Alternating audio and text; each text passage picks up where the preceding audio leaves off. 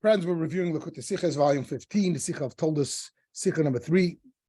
The verse says, it came to pass when Yitzchak became old, his eyes became dim or blinded. And it tells the whole story, how then Yaakov came and stole the blessings. On that verse, Rashi gives 3 interpretations how he became blinded. He became blinded. How? Aha! 3 interpretations. 1, it was the smoke of the idolatrous offerings of the wives of Esau. 2, it was the tears of the angels who looked down and saw Yitzchak binded on the altar and they cried. And 3, it was in order for Yaakov to take the blessing that he was blinded by providence. So the Rebbe asked a couple of questions. The first question, the most fundamental, why is there need for any Rashi at all? What's Rashi trying to explain? We're trying to figure out what blinded Isaac. And we have to start looking and give 3 different answers. The text says it very plainly, because he was old. It's right there in the text. The Rebbe will then ask 2 other important questions, but let's first deal with this one. It says in the text that Yitzchak became old and he was blinded. That's the reason for his blindness. Rashi has to give any comment, let alone 3 different explanations. The fact that old age brings blindness is not such a difficult phenomenon to understand. It happens. It's a reality. And in fact, in the Torah itself, we have later in the last parsha of the book of Bereshis, the parsha of Vayechi, it says clearly, "Ve'einei Yisrael kavdu mizoyken lo yuchal liris." When Yaakov became old, it says that his eyes became heavy from old age, and he had a hard time seeing. And that's why his son Yosef had to bring the 2 sons, the Menashe and Ephraim, and situate them because he became blinded. So the concept that old age comes along with issues of vision is not unusual, and it's even in Torah. So it's very straightforward in our text. Isaac became old, he became blind. We need no Rashi at all. That's the fundamental question of the Sicha. So I want to address that before I go to the other answers in my style, just to keep things as clear as possible. The Rebbe gives a very simple and usually profound answer. To me, this is quintessential Rebbe. And the Rebbe says that when a person is studying the Torah on the literal level, it just means he studies the text and the Rashi, and he understands it on a basic level clearly. And he reads all the texts until this point. He can't accept this fact on face value that Isaac became blind because he was old. Why not? Because in the end of Chayisara, the earlier parsha, it says that Hashem came and blessed Isaac. If Hashem blesses you, why would you suffer such consequences? Doesn't make any sense. Not only he was blessed by his father, he was blessed by God himself. There's a discussion there in Rashi that normally the father would bless the child, as Isaac blessed Jacob and Jacob blessed his sons. In this case, God himself blessed Yitzchak after the passing of Avraham, rather than Avraham giving Yitzchak the blessing. And Rashi says because Avraham hesitated to bless him because he saw that from him will come Esau, and Esau's big problems for all of history. And therefore Avraham said, you know what, let the master of the blessings give the blessing himself, even though Hashem had given over the blessings to Avraham. The statement is, you're going to bless others, you will have the power of blessing. In this case, Avraham said, Yavo Baal HaBrachas, let the owner of the blessings himself, namely Hashem, let him come and get the blessing. I don't want to get involved in this situation. So Hashem himself blessed Yitzchak. Hashem came and blessed him. Suddenly he's going blind. Why?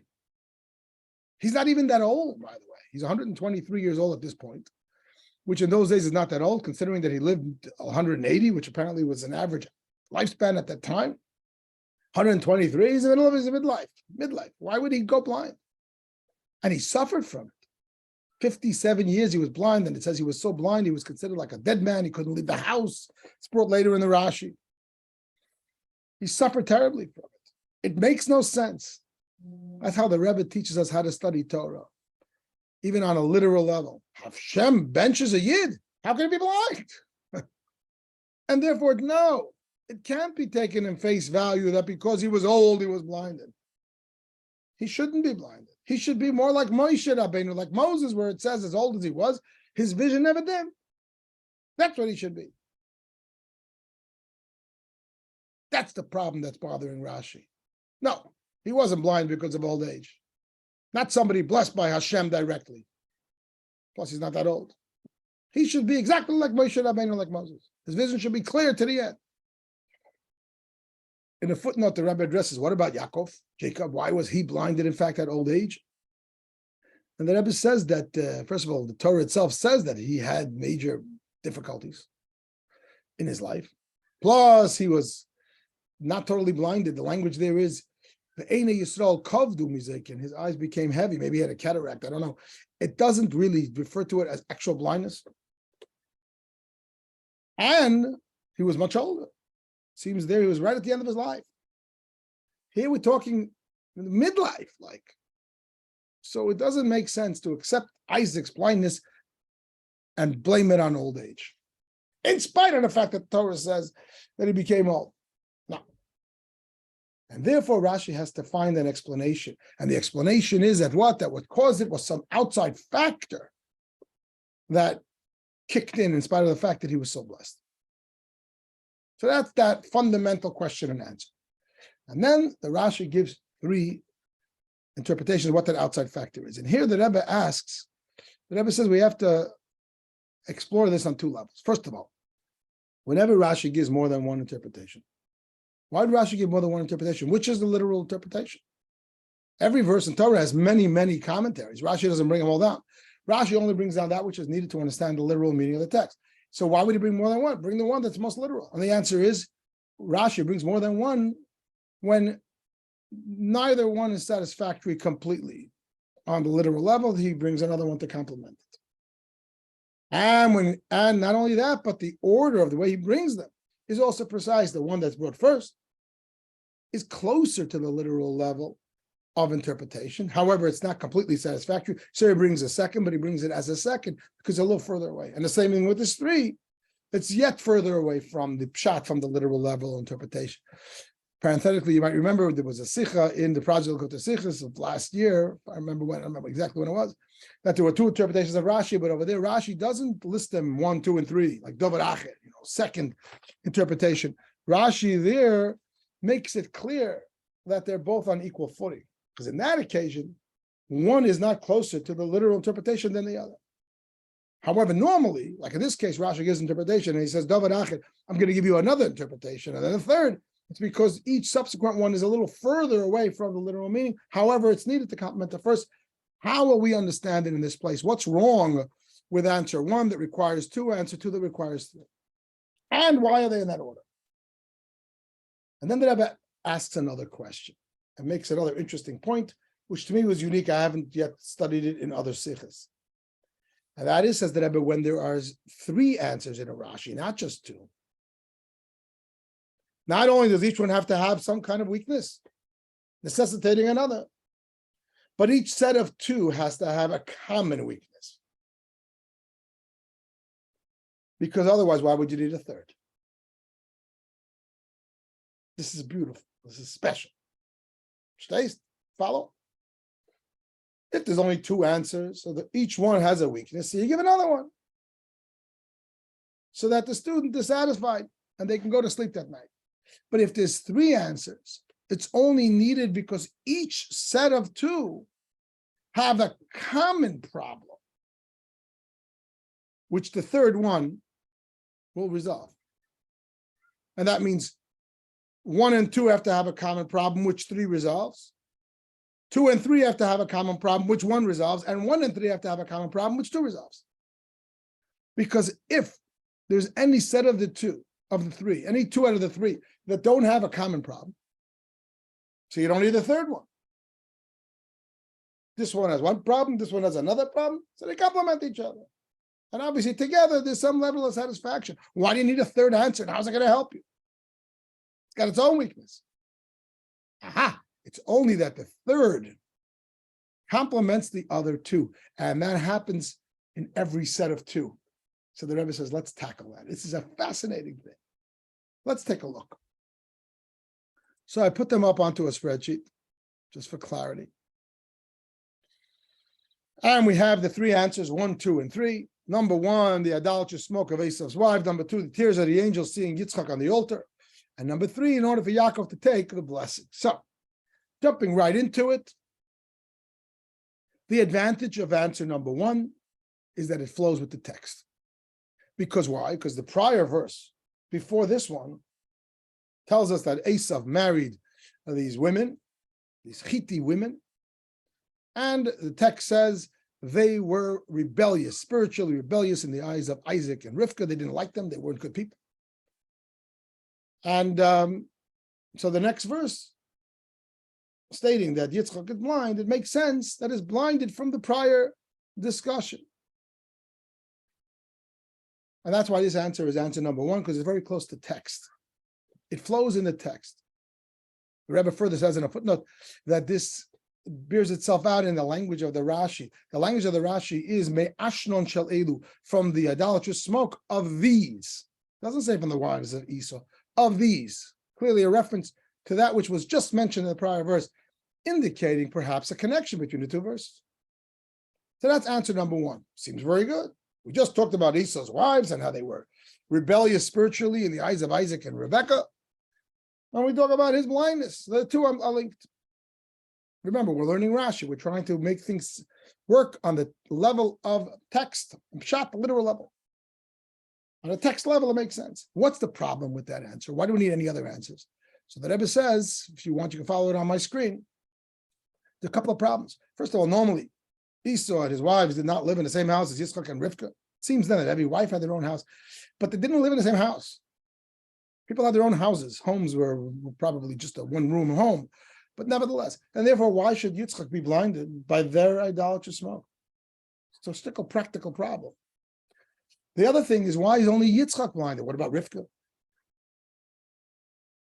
In the footnote, the Rebbe deals with the fact that, what about Esau? Why wasn't he blinded? So the Rebbe says, well, Esau was a man of the field. He was never home. He wouldn't be blinded. What about they themselves? Why weren't they blinded? First of all, maybe they were blinded. We don't know. Secondly, maybe they're the ones that are offering up this incense. So maybe they know how to avoid it. You know, when they put up the incense, they walk out of the room. I don't know. But Rivka, why is she not blinded? Why is only Yitzchak blinded? So these two problems are serious problems that make this first explanation not totally satisfactory, and therefore Rashi gives a second answer. What's the second answer? The tears of the angels. They saw Yitzchak on the altar, and they cried, they blinded him. So here, what's the advantage of it? It doesn't have the problem of number one. There isn't an issue. Are they living in the same house? And why isn't Rebekah blinded? This is the tears of the angels that go into Yitzchak's eyes, whatever it means, tears of angels, but obviously Rashi is taking that interpretation. So if the angels are crying for Yitzchak, it only affects Yitzchak. And therefore, there's no question why Rivka is not affected, and there's no question of why, what about their proximity to Yitzchak? It has nothing to do with them. However, the problem with this interpretation is obvious. It's very midrashic. Rashi avoids going midrashic, allegorical, when he can be literal. When Rashi needs to go allegorical because he has no choice, he does it, but it's not his first option. To be sure, the Medrash is true and it's Torah and everything else, but it's a stretch from the literal interpretation when we try to explain things on a practical level, because that's also a part of Torah study. That's also a bona fide and true and the most basic truth of Torah. So Rashi avoids running there. So you're telling me that he was blinded by tears of angels? It's metaphor, it's Medrash. It's not his first choice, and therefore it has a weakness. And then Rashi brings a third interpretation, that he was blinded because of Yaakov to be able to get the blessings. The advantage of it doesn't have the problem of answer number two. It's not midrashic. It's practical. In fact, it does flow fairly well with the text that follows, that through his blindness of Yitzchak, Yaakov was able to come and take the blessings underhandedly, backhandedly, which was obviously the plan. However, what's the problem with this answer? Think about it. What's the problem with this answer? This answer seems the most straightforward. Yitzchak became blind. Yaakov came and stole the blessings. If you ask me, it even fits on a text level. It seems to have even the advantage of answer number one. Not the text that precedes it, but the text that follows it. The whole narrative is about Yitzchak being blinded and Yaakov stealing, so to speak, the blessings. So why isn't that the explanation? Why can't that be the only answer? So the Rebbe says there's a major problem with that answer. Yitzchak now is blind for 53 years, for 57 years. He was 123 by the time when he gave the blessings, according to Rashi's calculation. He passed away at 180. That's 57 years. A man is blind 57 years, and he's described in Torah and in Rashi that he was like dead, couldn't leave the house. It's torture. Hashem has no other way to make this happen. The language is Hashem has harbe drachim la'makim. God has many ways and manners of doing things. He has no other way to torture Yitzchak for 57 years in order to give him the blessings. It's a major problem on the Pshat level. So this is how the Rebbe explains the three answers and the advantage and problem of each one, and the order of priority. So my understanding is this. The most important, most basic part of learning Pshat, of learning Torah on a literal level of text, is that things make sense on a text level. The first answer makes the most sense on a text level, as mentioned earlier. The second answer doesn't make sense on a text level. Nowhere in the text is it hinted. However, it makes sense. The first answer has some problems in logic. So the first answer has an advantage in terms of text, but not an advantage logically. There's real problems with it. Why would he be affected? He's not living in the same house. I mean, the second answer doesn't have that problem. It makes more sense. The second answer, like it's okay, it makes sense. There isn't really a big problem to it, except that it's midrash. The third answer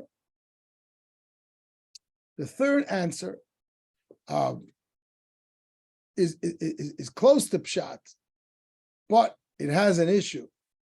It has a major issue of the fact that it's torturing Yitzchak. So while the second answer sort of makes sense, albeit a little bit of a stretch away from Pshat, the third answer has a rational problem in and of itself. However, it does fit into the context. My understanding would be that answer one, in other words, the most important rule in Pshat is text. The second is it's got to make sense. And the third is it's got to flow in context of the narrative.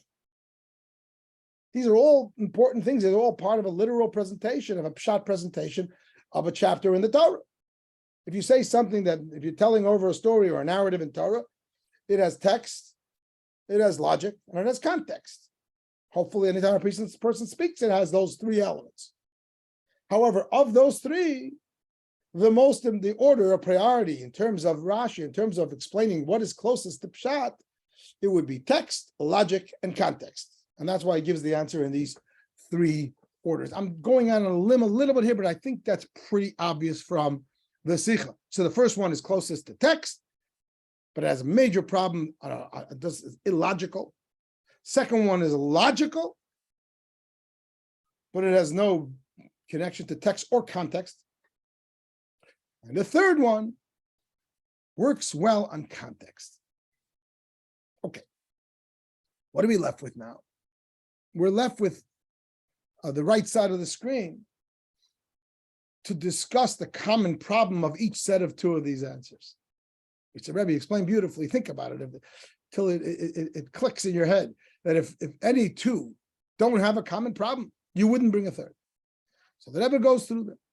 Problem, answer 2 and 3 have a common problem. They're not hinted in text. And principle 1 in Pshat is it should be hinted in text. They're not hinted in text.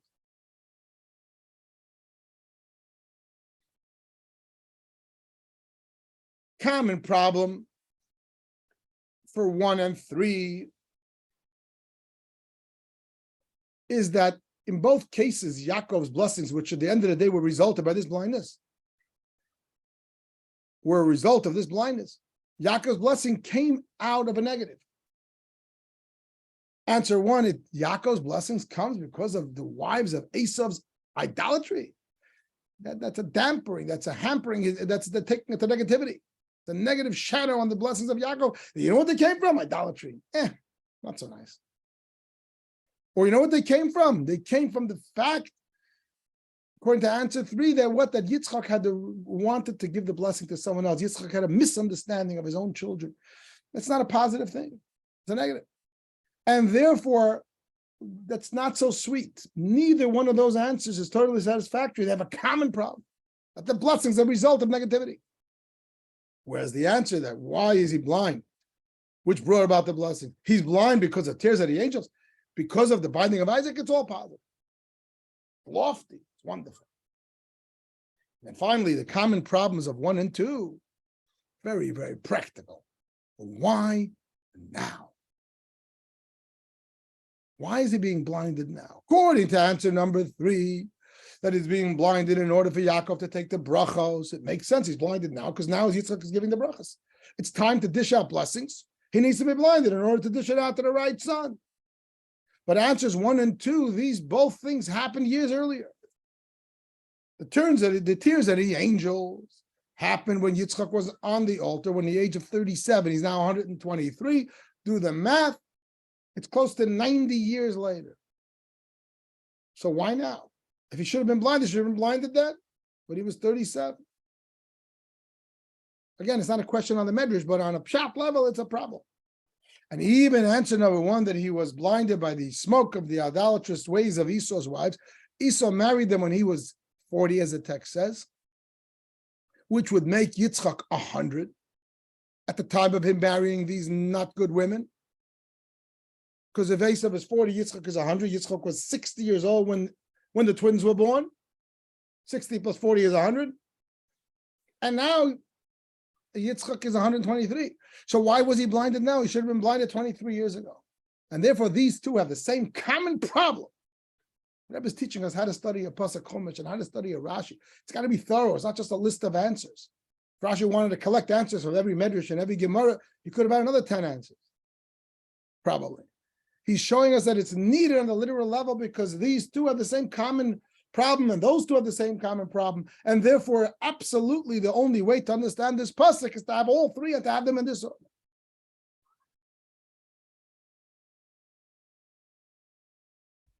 The Rebbe takes a lesson at the end of the Sicha. When the Rebbe says we see the importance of not speaking Lashon Hara, gossip, to an extreme, because here, Hashem could have simply gone to Yitzchak instead of having him become blind. And he was suffering for 57 years in order for the blessing to go to the right child, which is obviously very important. It's all about the future of the Jewish people. He should have simply gone to Yitzchak and tipped him off. I know you like this Esav guy. You should know he's not what he looks like. Tell him the truth. Open up his eyes. And he wouldn't have to go through this whole backhanded thing of getting him the blessings and causing him blindness and suffering. Tell him the truth. Showing us how important it is to stay away from Lashon Hara, speaking bad about people, that Hashem stays away from it. No, I'm not going to say anything bad about Esav. Esav. And it wouldn't be such a big revelation that Rebbe says to tell Yitzchak that Esav is not what he thinks, what he presents himself to be. Because first of all, Yitzchak already knew that he's definitely had bad choice in women. That's number one. Plus, he knew that Esav didn't really frequently use the name of Hashem and say Baruch Hashem, as pointed out later in the Torah and in Rashi. He knew that Esav wasn't Mr. Perfect. So Hashem would just come and complete the picture. And still Hashem didn't do it. And instead, he had to go endure suffering for 57 years of blindness. But I'm not going to go talk Lashon Hara. It's a fascinating lesson, which, by the way, expand on that idea that in Torah in general, it doesn't say bad about people. I often hear from students of the Chabad house, and they wonder, how do you decide that Esav is bad? It doesn't say the Torah that he was evil or a sinner. You have to extrapolate it. What hints? He's a man of the field. He married at 40 to emulate his father, like the pig, who acts like he's so holy and he really isn't, etc., etc. Nothing is in the text. Not just Esav, many people. Look at Nimrod. People say Nimrod is so evil. He's described as a strong man. Maybe he was a nice strong man. We know these details from the oral Torah. How come it doesn't say it? And I often get these complaints from people when we give classes here in the Chabad house. Why did we decide that so-and-so is bad? Maybe he's good. And I think this answer is in this Sicha. Hashem doesn't just say bad things about people. It's not what he does. In the Tanakh, you find it more. We read in the Megillah, Haman is called, Haman HaRasha, etc., straight out. But in the Chumash, when it speaks about good people, it says straight out, Noach ish tzaddik, righteous. You're not going to find the Torah say so-and-so is a Rasha. I don't know if it's anywhere in the Chumash. What you need to know, you'll find out on a need-to-know basis. But you're going to have to extrapolate it. More, the Torah is telling us that Yaakov was good. He was a man of the tent in Torah study. And we start to recognize that maybe there's a difference and he sells his firstborn rights. So we start to get a picture of the man. But the Torah avoids expressing it clearly straight out. But certainly in communicating it with Yitzchak, Hashem said, no, I'm not going to do it for Lashon Hara. I want to conclude this with an interesting commentary that I heard. I don't know the source of it, just on an aside, that Rashi brings down that the angel's tears blinded Yitzchak, and the language of the Rashi is from the Medrash, that when Isaac is lying on the altar to be slaughtered, the heavens opened up, or the angels opened up a window, and they saw what's going on, and they cried. So the question is asked, angels have to open up a window in order to see what's happening on earth? They know what's happening. They're angels. They know what's happening. They open a window. Like, why not have to open a window? So it was a fantastic interpretation. I heard this in the name of Rabbi, I heard it from Rabbi Yaakov Moshe Wahlberg, and he said it in the name of Rabbi Y.Y. Jacobson. I don't know the original source. I believe it comes from one of the Gedolei Yisrael, but I'm not sure. He says this. He says, when Isaac is lying on the altar, in heaven, of course they know about it, but in heaven it's not a bad thing. Bad thing, it's an amazing thing. The greatest moment for the Jewish people for all of history will survive in the merit of that moment. Think about all human suffering. In heaven, they know about it, but they see it from a heavenly perspective. From a heavenly perspective, it's bad. They see the purpose. They know why it's happening. They understand what it's going to bring to. They understand Hashem's mystical purposes. In heaven, human suffering, Jewish suffering, is not bad. Maybe it's wonderful.